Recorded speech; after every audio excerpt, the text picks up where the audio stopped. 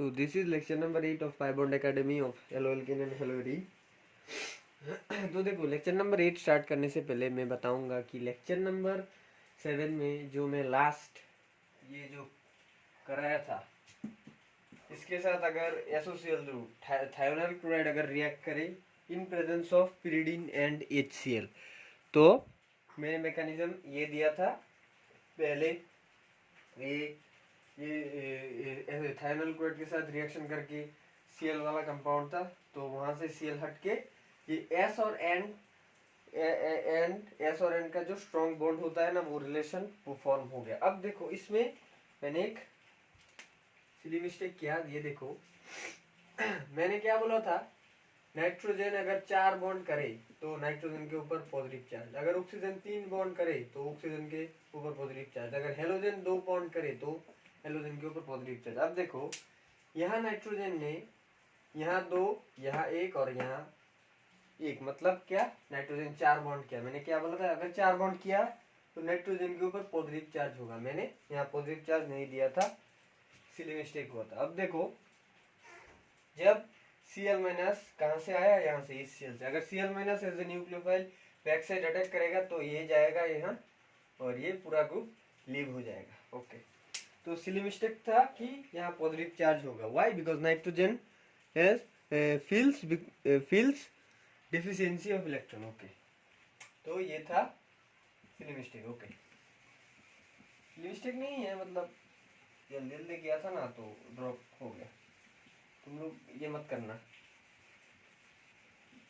Okay, आज मैं तुम लोगों को lecture number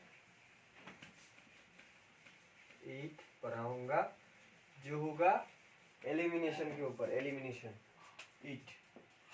elimination generally elimination are 2 types, E1 elimination and E2 elimination. Okay, अब इन दोनों का डिफरेंस बताऊंगा।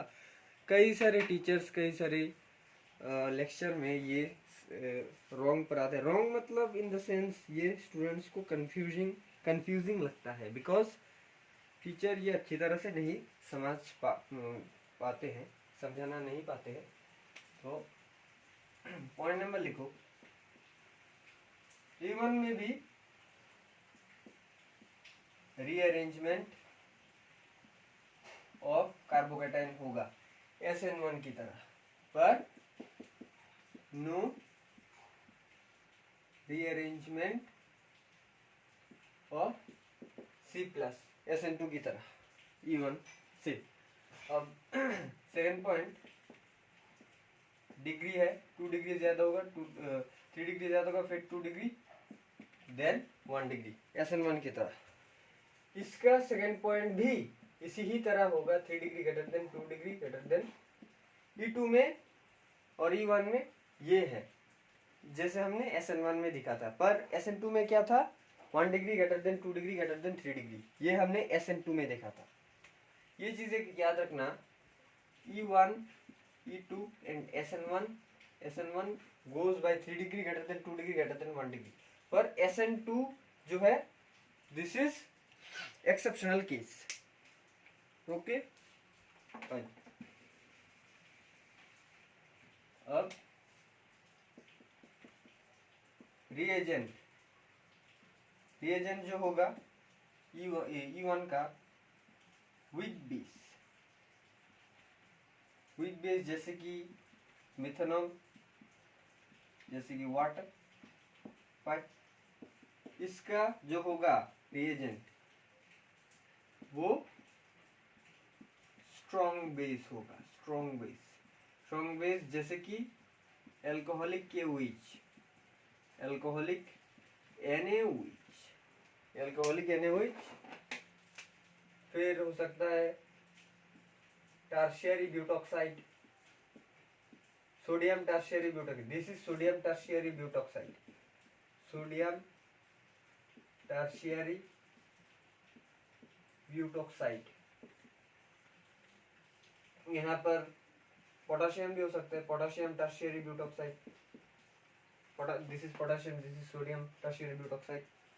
Okay, these are strong bases. Okay, okay, ये डिग्री दोनों में सेम रहेगा। अब देखो इन दोनों में occurs in low temperature, sorry occurs in high temperature, low temperature substitution में था। SN1 SN2 and SNI both occurs in low temperature, but in elimination reaction हमें हीट देना पड़ेगा, मतलब occurs in high temperature, occurs in high temperature, high temperature मतलब these are endothermic reaction, and spelling mistake है, endothermic reaction, endothermic मतलब del H का जो value होगा ग्रेटर देन 0, इसका भी डेल एच का जो वैल्यू है ग्रेटर देन 0। और सब्स्टिट्यूशन में हमने देखा substitution reaction is exothermic. Why exothermic? Because substitution occurs in low temperature and del is less than 0।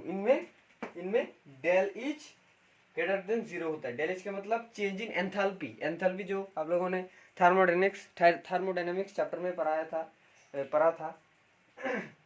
Enthalpy, change in enthalpy, H is enthalpy and del H means change in enthalpy. Okay, लिख लिया, fine, ये note कर लिया, fine. अब देखो, अब मैं parallelly example देके समझाऊंगा तो कंफ्यूजन नहीं होगा। हाँ, इसमें एक पॉइंट लिख लो, इसमें भी सेम ट्रांजिशन स्टेट होता है, इसमें कार्बोकेटाइन जनरेट होता है सेम SN1 की तरह। अच्छा, मैं लिखा देता हूँ, कार्बो C प्लस जनरेशन होगा, no C plus generation, transition state, okay, transition state, ये लिख लो, no C plus generation, transition state. Okay, fine. एक और पॉइंट लिख लो, beta elimination occurs by anti elimination. इसमें भी बीटा एलिमिनेशन होता है, पर इसमें एंटी एलिमिनेशन होता है और इसमें नॉर्मल एलिमिनेशन। एंटी एलिमिनेशन का क्या मतलब है ये भी मैं समझाऊंगा। लिख लिया, मिटा रहा हूं।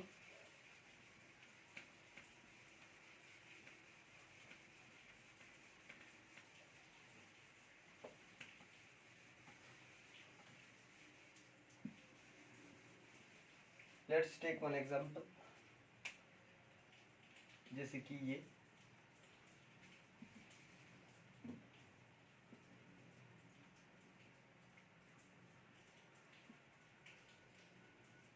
Okay, CH3OH, this is 2 degree position, मतलब